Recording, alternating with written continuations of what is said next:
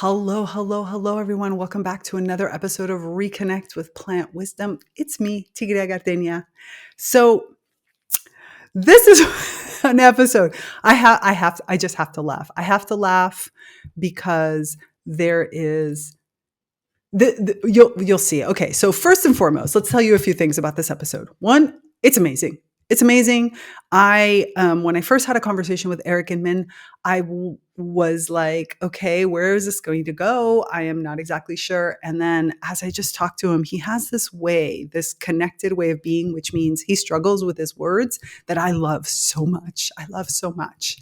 And just as I predicted, this conversation was fantastic to really understand what it means to come into deep contact with, another being of nature. In particular, we were talking about the river, and we were talking about that reawakening of your natureness, let's just say with a capital N. But what I loved about this conversation was just Erik's approach. I mean, he is an ecopsychologist. He has, ample experience. He takes it from many different angles. And I just really enjoy, and I know you're going to love the way we were able to kind of just come into this communion with these beings of nature of which we were talking about, but you could feel them. You could just feel them present. Now, I will tell you this, Erik's audio and video is a little bit, so hopefully you will just forgive him for that. We're doing our best to clean it all up, but it was just such a good conversation that I didn't want to, lose any part of it. So I know you are going to love it just as much as I did. So without further ado, this is episode 110, Evolving Wild with Erik Inman. Enjoy. Welcome to ReConnect with Plant Wisdom. I'm your host, Tigre Gardenia, nature-inspired mentor, certified life coach, and the founder of the Naturally Conscious community. For over a decade, I've been known as a world ambassador for plant advocacy, working closely with plants to share their practical wisdom to help you consciously embody the elements of life that nourish your evolution. In this podcast, I delve into ancient and modern knowledge from biology to spirituality about the wondrous ways of plants. Together, we'll explore how ecosystem thinking helps you overcome limiting beliefs, understand the true nature of relationships, and live an authentic, impactful life. Okay, Erik, I feel like we've almost done this interview like 3 times because we just keep chit-chatting about stuff and then are like, oh yeah, we'll talk about that. And then we'll talk about that. And then at some point we're like, okay, it's got to start. So before we start anything at all, can you please just introduce yourself? Tell the audience who is Erik Inman. It's Erik Inman. Hi. Thanks for having me on your show first. Thanks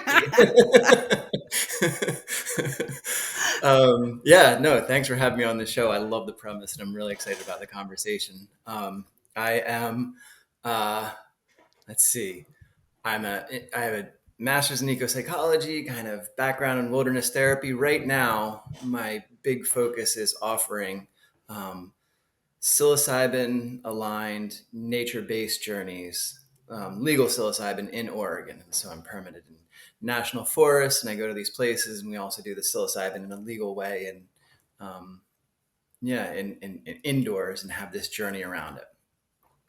And I've been, really about connecting people with the natural world emotionally in a number of ways, and with their wild self, right? So I have to laugh because I just want to tell everybody why I'm laughing, because you and I this is the second time we talked. The first time we talked, as you can all tell, Erik is very like soft-spoken, and I kept digging because I could feel this like deep connection, passion that's hiding behind a whole series of masters in ecopsychology, terminology, and all these other things. And as a person who also has a master's, who's worked a lot in like the scientific realms, and who doesn't really care about the words as much as like some of my probably colleagues who have had to work in certain things, I just kept digging, and I was like digging and digging and digging until I hit water. To be honest, I hit the river, and all of a sudden his face changed and things started to come out of his mouth. So I'm just going to jump right into it Just go. because the thing is, let's just set the premise up, right? The premise is you do really beautiful things that have this sort of edgy alternative side, which makes them a little bit scary and a little bit fascinating. And also because you are talking about, working with mushrooms in a sort of therapeutic, you have these two ends. This is my opinion.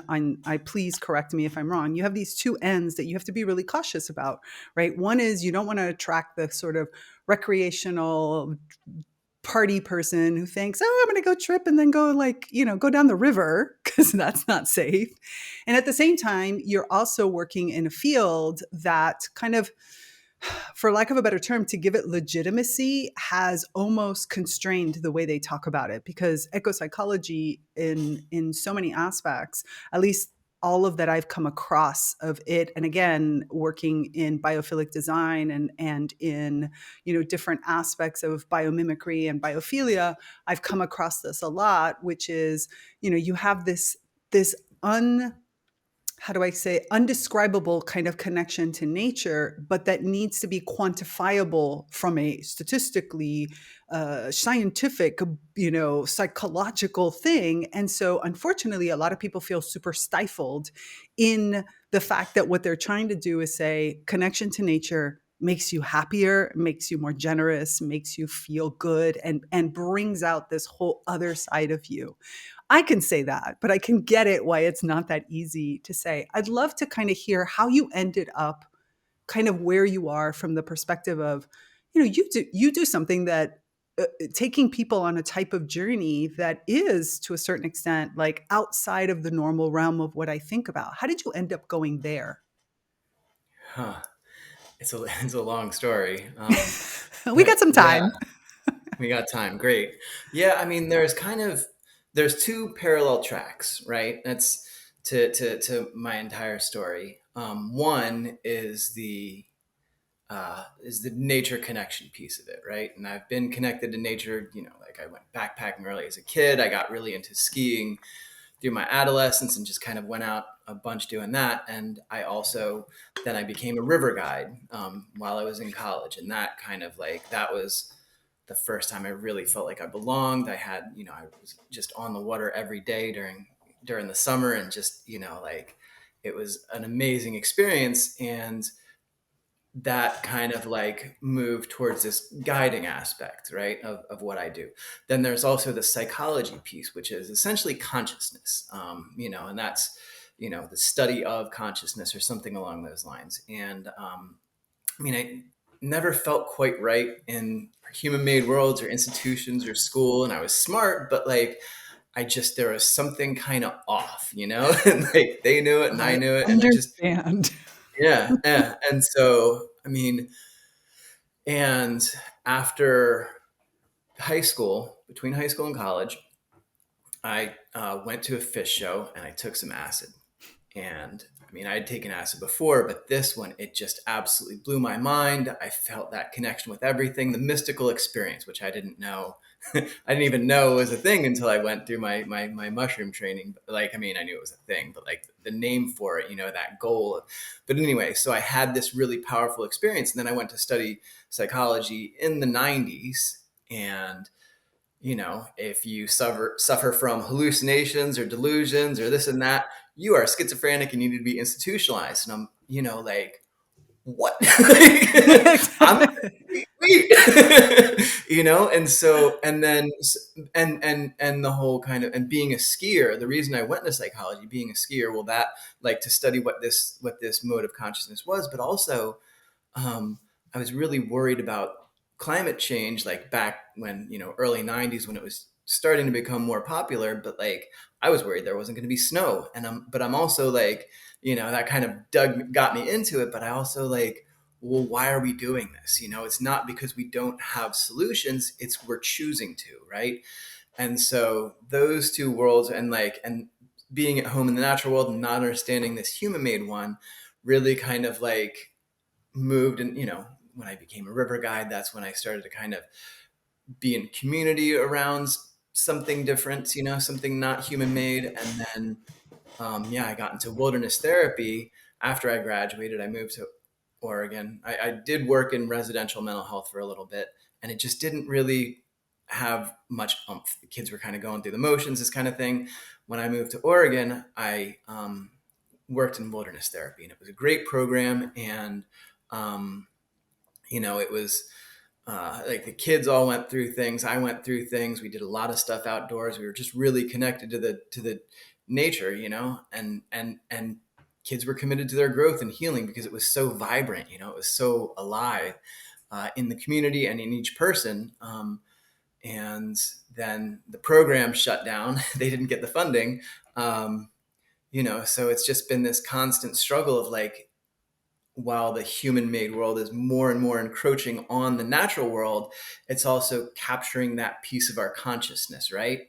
That how do we make it make money? How do we make it Right. make, yeah, I mean, make it make sense. I mean, it doesn't make a lot of sense. I don't want to say that that something about what we're doing makes very much sense at all. Right. But yeah, it's really been, that's kind of been the two things I've been wrestling with for a while and trying to understand how to bring forward. I like how you put it in because unfortunately, right now, and I think a big piece of it is that our human made world, it's almost, I would almost rename it because it's the disconnected made world. In other words, there is a human made world that is made in connection and you see it. I mean, we there are places that you can still go to, peoples, groups, cultures that you can go into, and you walk in and you're like, wow, this is all human made, but it's human made with nature. In other words, the Right. people are still connected. They're an integral part of, the natural world, and the natural world is co-creating, and there's a co-creation. It's very few and far between, but we see it, we feel it, that essence of what it is.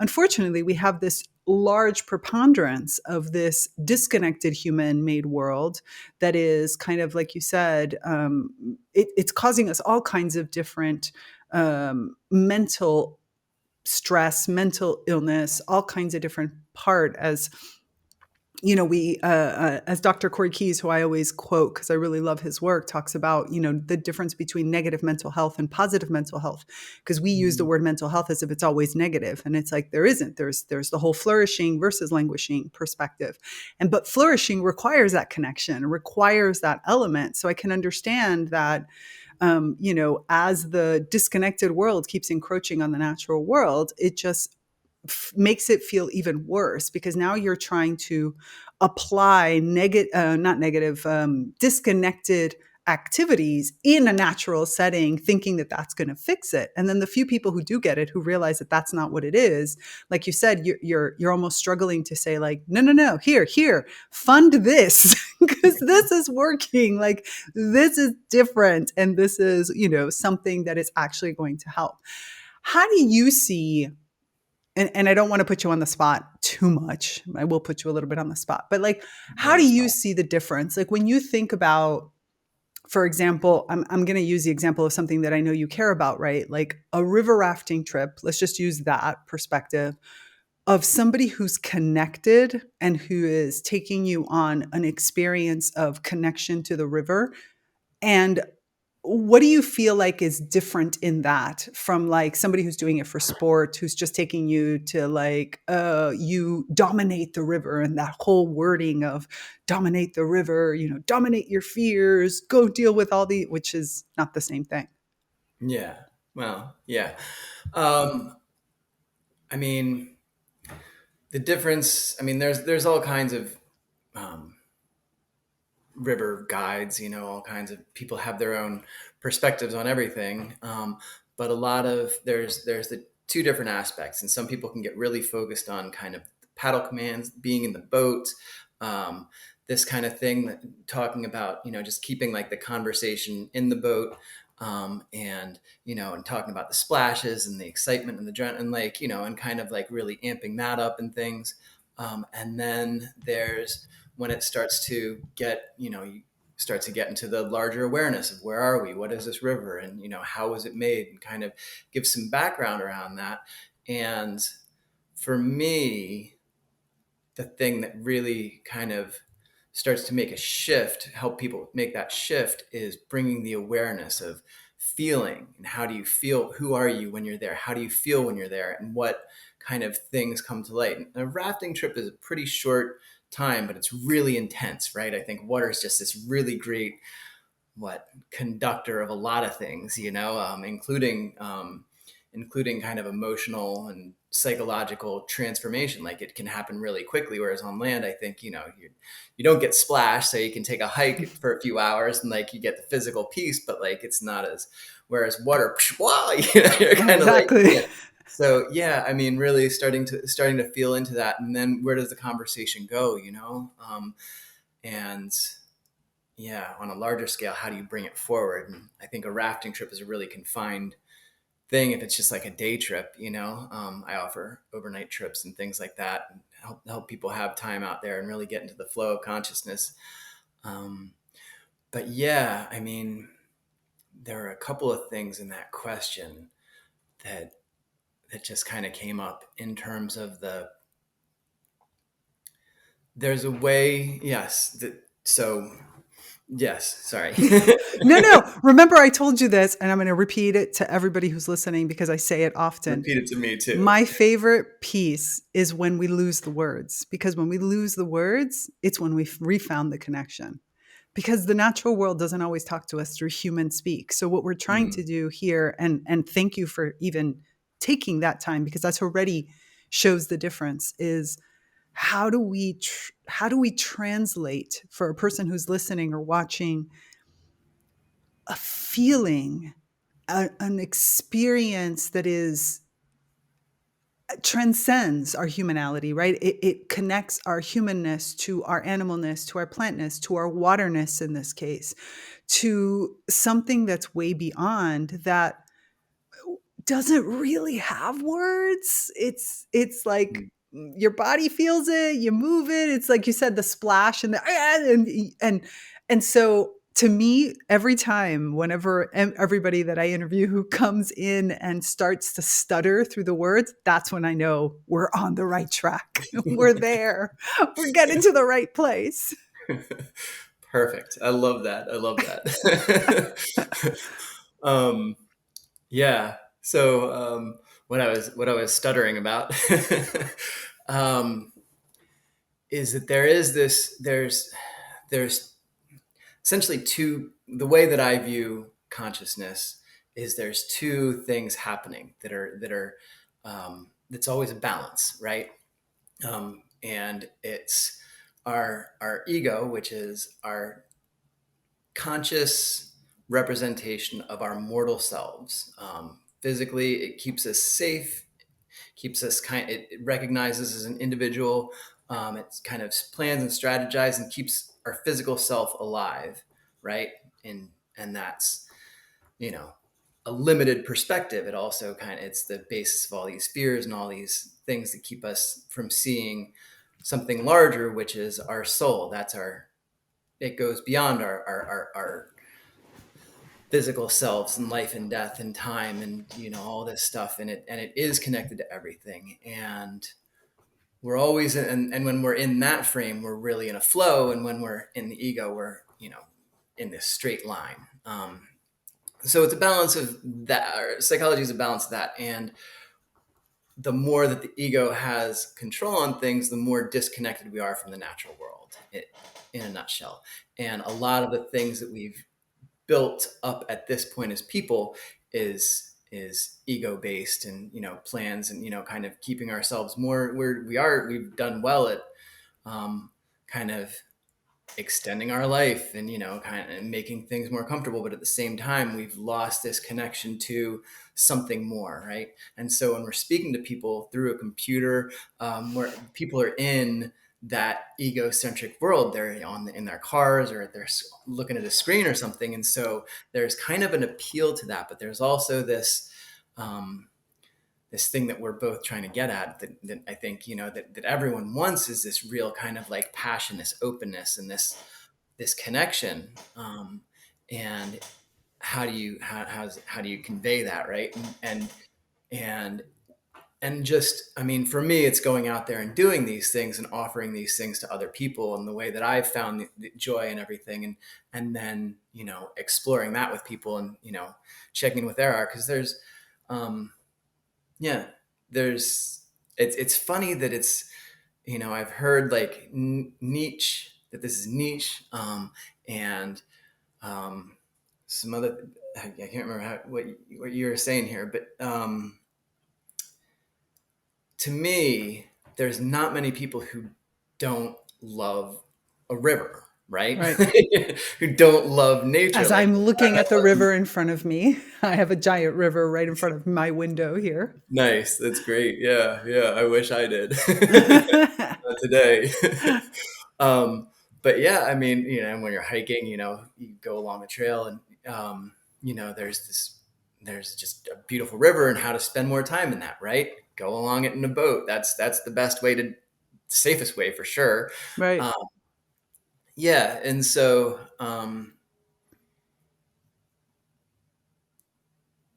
yeah, I was on a track there.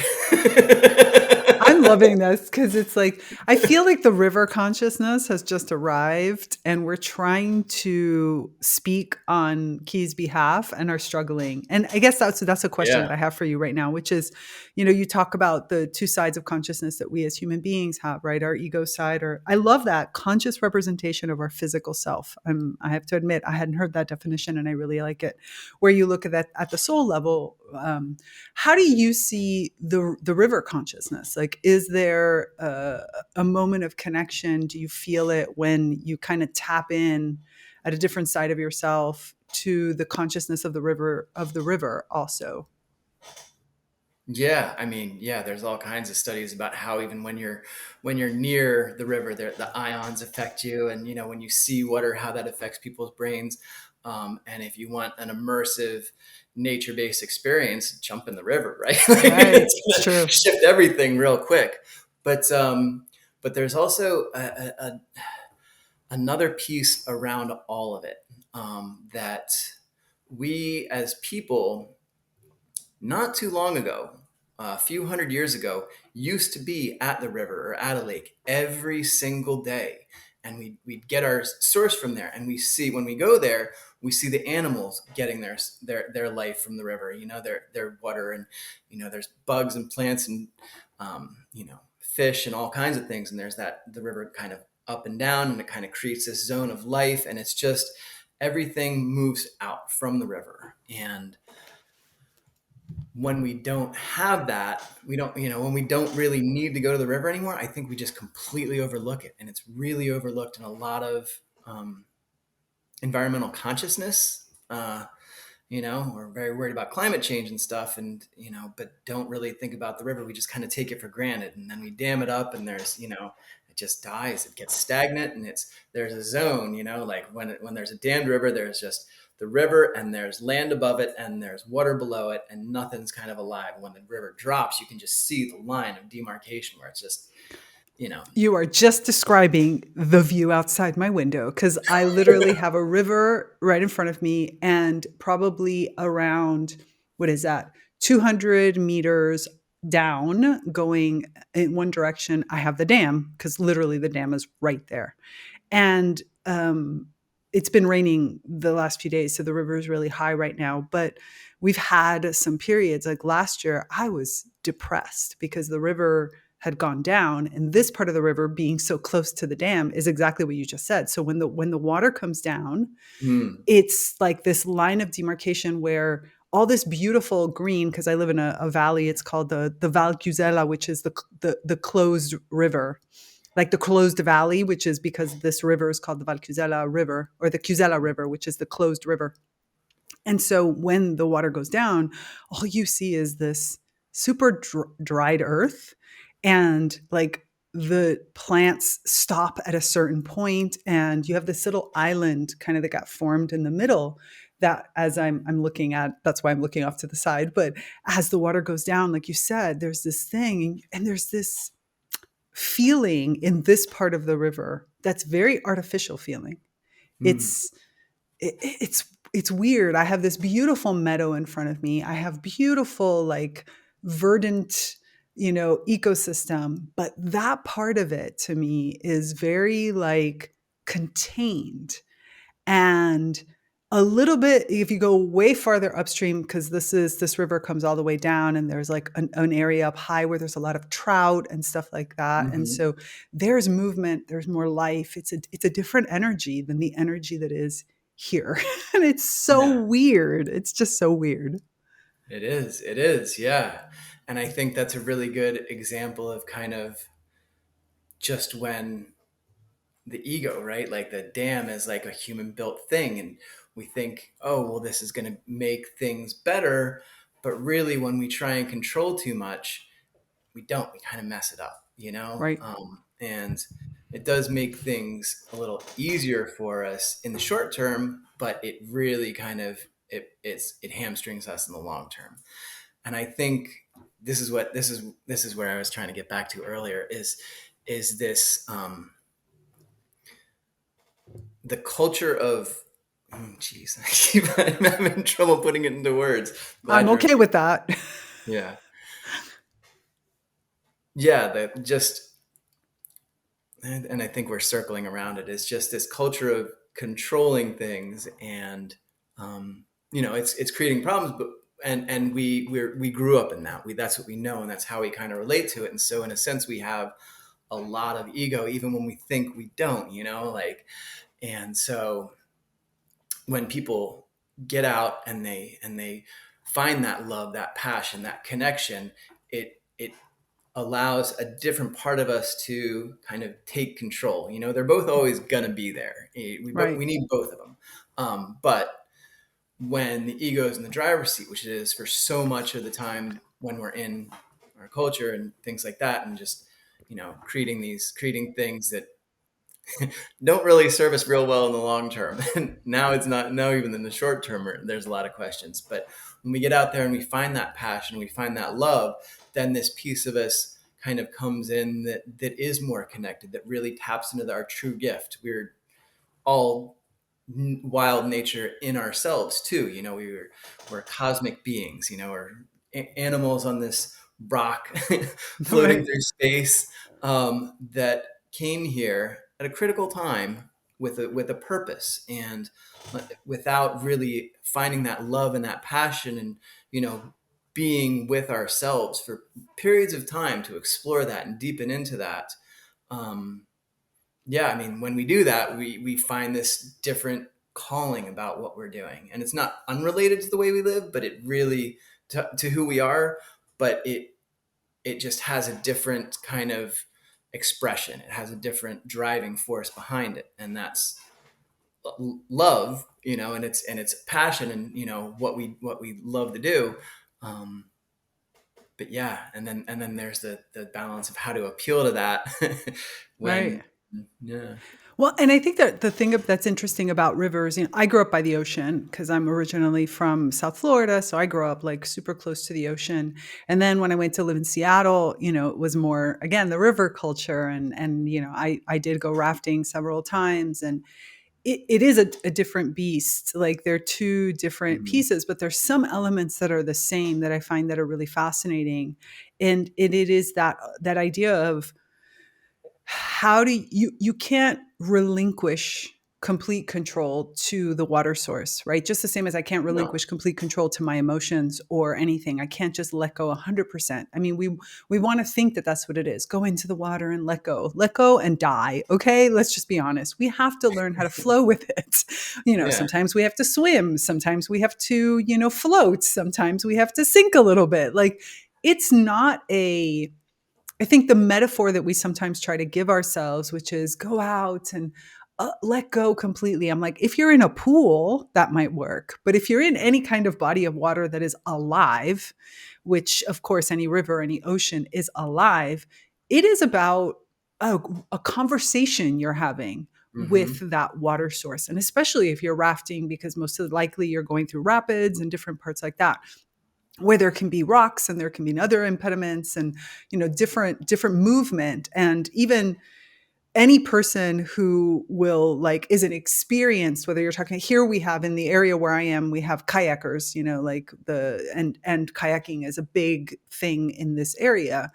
Right. And it's a dance. It's a relationship. It's a letting go of your need to control, like you said, in order to feel where the river is going to take you. Where is that current going to move? And do I want to? And yet you still can't give up and say, oh, well, where the movement it wants to take me. It's like, no, because it could take me straight into rocks. It's Yeah. about knowing, yes, I am going to let go of my ego, or like, not like you said, ego is not a bad thing in and of itself because it is Mm. the conscious part of my physical body.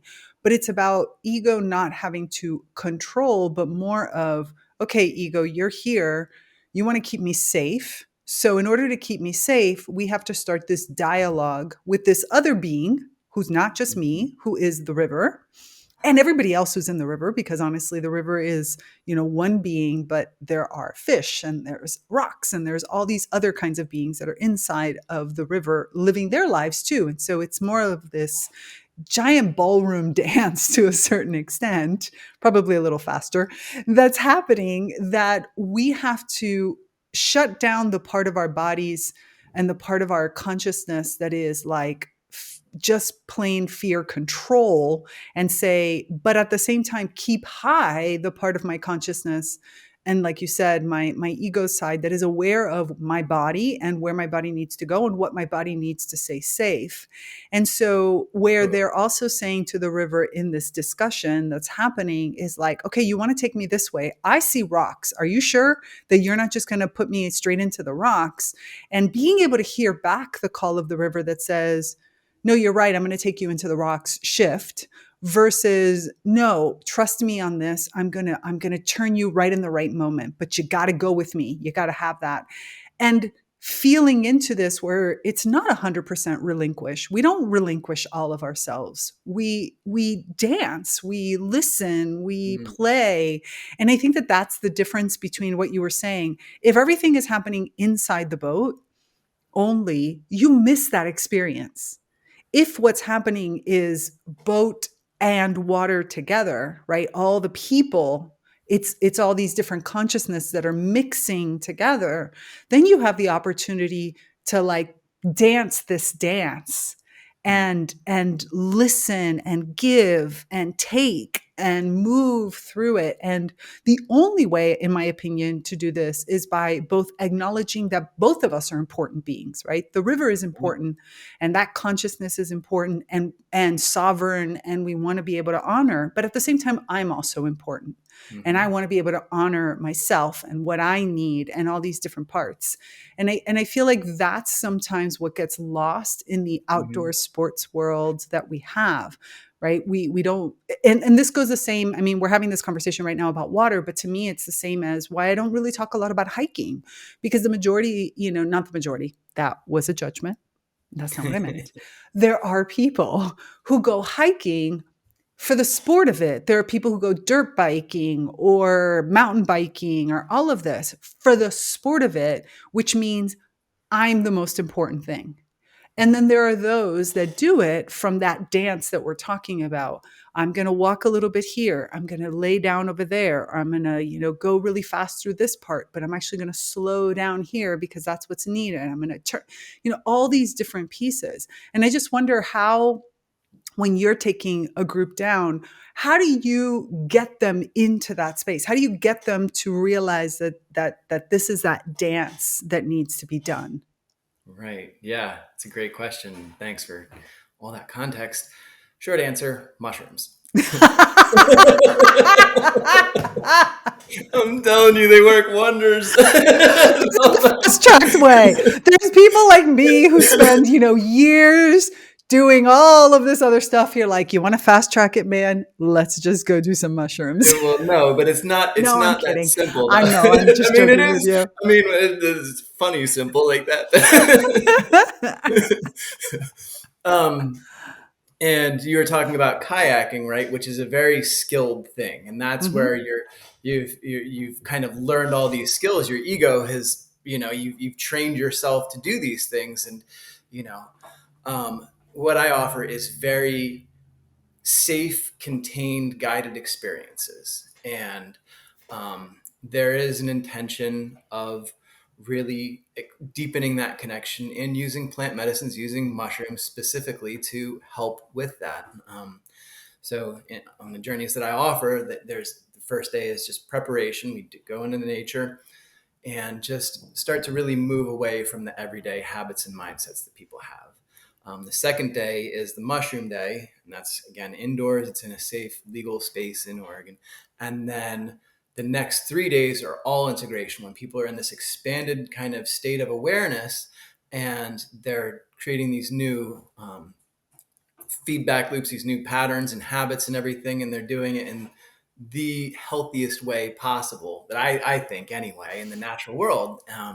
And they are very open, and it is less of a, they're not making those crucial life or death decisions. I am. Like I'm Right, right, handling a lot of the physical world and the physical responsibilities so that they can go on this ethereal connective experience. And yeah, that's a different state than someone who just comes out for the day. They show up at like 10 o'clock, put on the wetsuits and gear, and then go out and paddle the river and, and then get off it. I can kind of, I can offer some things and bits of wisdom, and some people are very open to the things I say. Most people, I kind of start talking about my stuff and I can almost feel their eyes glaze over, right, it's not where they are. When we do that, everyone's like, everyone kind of chooses to be in it, but like everyone's in it and everyone's like feeling these real deep things. And, yeah.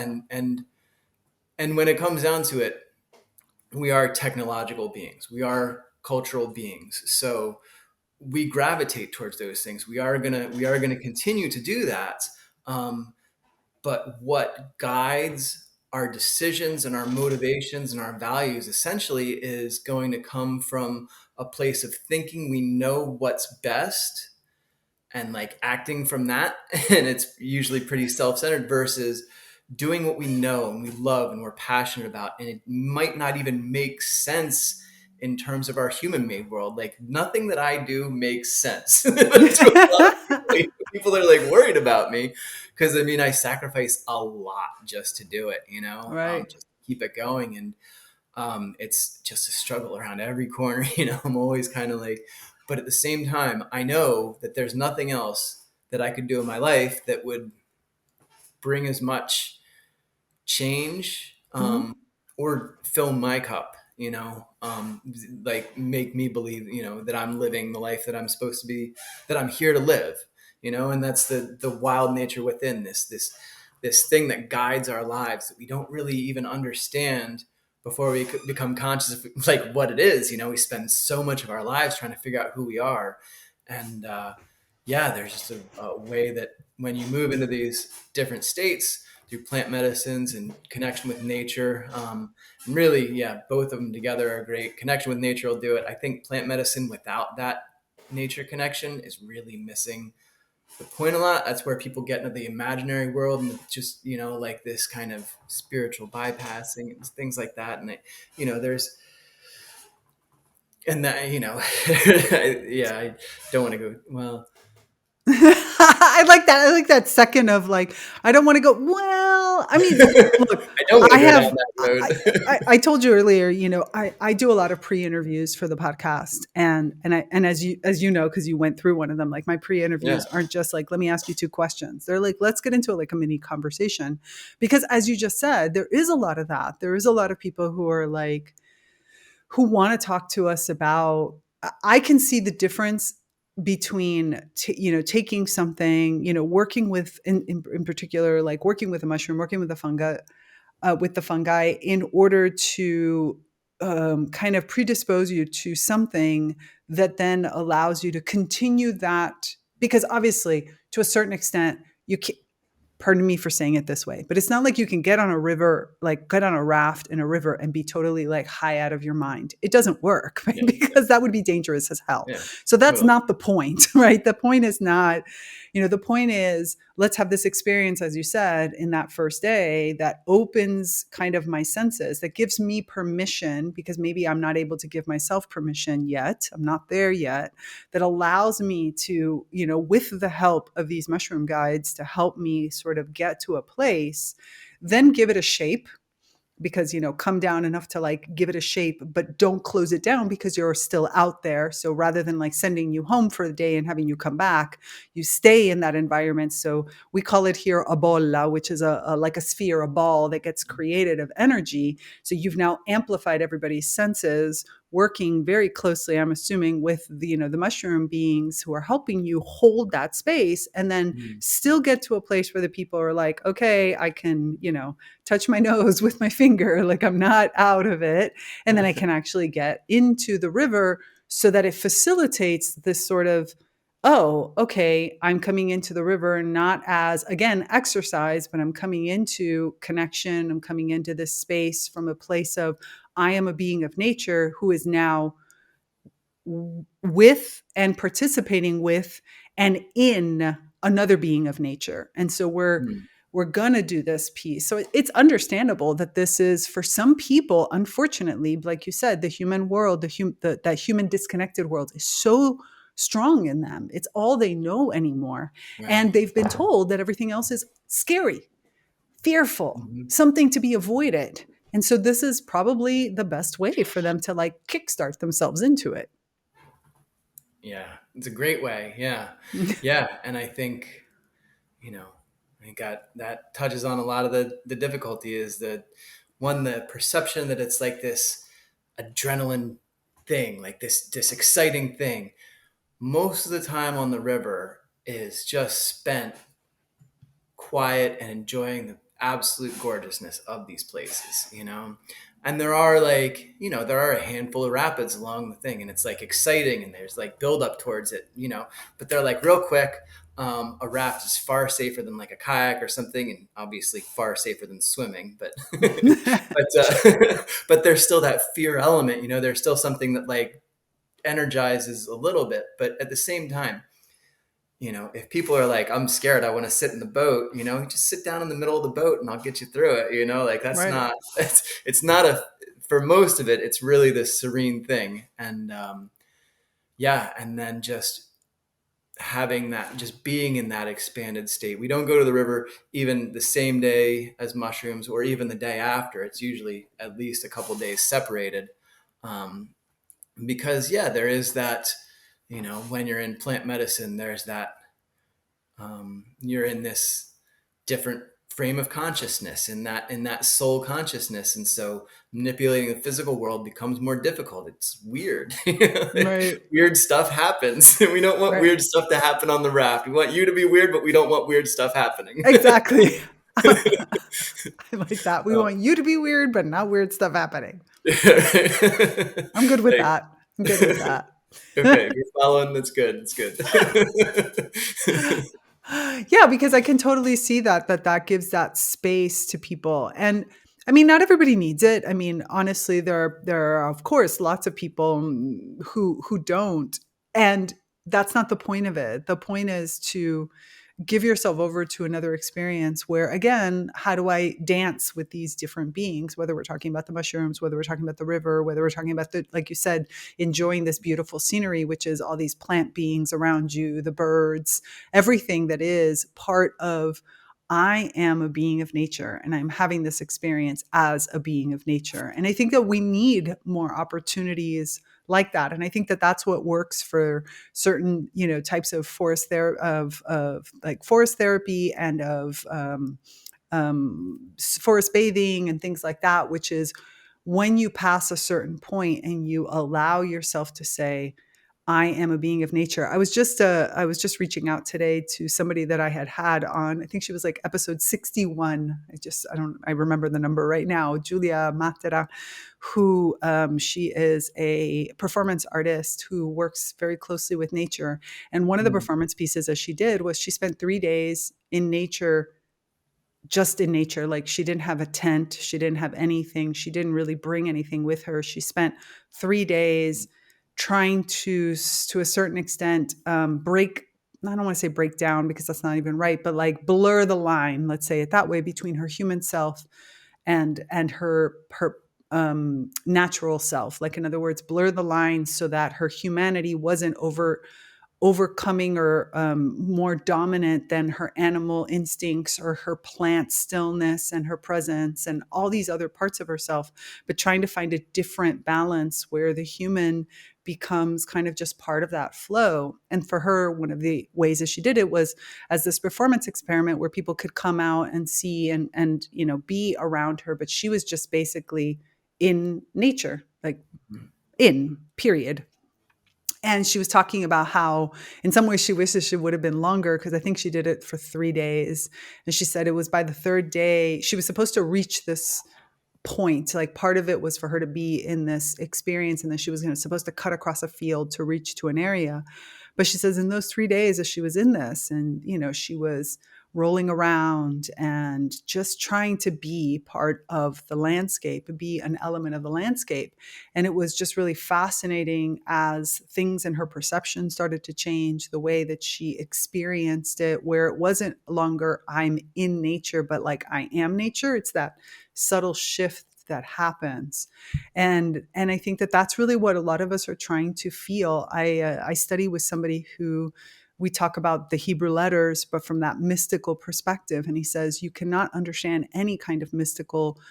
It doesn't matter if you're talking about the Bible, if you're talking about the Torah, if you're talking about any kind of, you cannot understand any of this without having a mystical experience in nature. All of these Hmm. types of books or deep philosophies and even the original birthrights of what we call today religions all come from spending deep amount of time immersed in nature until you sort of blend in and that part of you kind of comes up. Something that, like we said from the very beginning of our conversation, our current physical, especially urban spaces, do not allow for anymore. Hmm.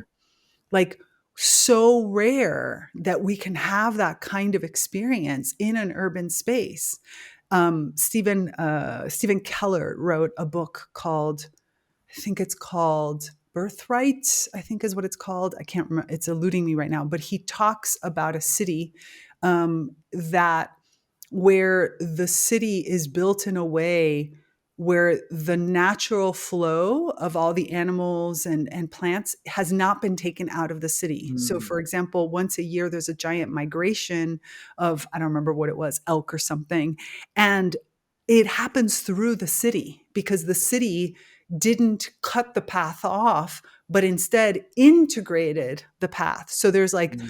points where humans can be a little bit more safe, but that doesn't impede at all what's happening in this giant migration.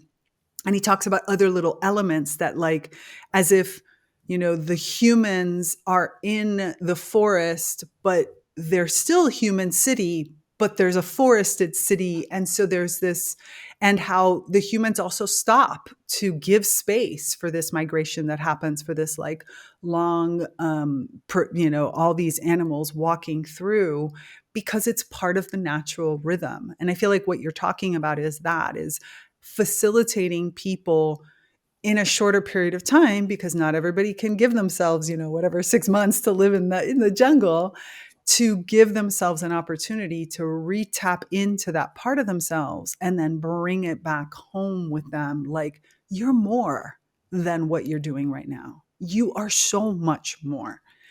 And all these other things sort of feel small and insignificant when you allow yourself to be the fullness of what you are. Hmm. Yeah, it's beautifully said, and I love that. I love that city with the nature going through it. Like that's exactly it. Like, um, I think for me, people see ecopsychology as a subset of psychology, right? And for me, it's a completely different thing. I think a lot of traditional psychology is meant to help us kind of pacify and feel comfortable in the world as it is in our human made worlds, and we just kind of like get more in touch with ourselves while almost to an extent ignoring the larger cultural context of everything that's happening and not focusing anything about our environments, and like how that impacts us. Whereas ecopsychology is really breaking away from all that and then really finding something pure and true about ourselves and connecting with that. And then the real work, like that's the driving force of change. But the real work happens when people go back to their worlds, and how do I bring this thing that I found into the culture? And that is a struggle, especially in a culture that doesn't necessarily value it, Right. like the way that a lot of people just don't value nature until it's cut down and logged, like, like the river's dammed or anything, like until it serves us, Right. and yeah, I think that's the just that city that's has nature flowing through it. We have the ability to do that. We could, and it's beautiful. Like, I don't know that there's anyone who wouldn't want something like that. We're just kind of stuck on this other way of thinking that if we play this human game long enough and do well enough, then we'll eventually get there. And I think that even that's at this point, I think less and less people are believing that.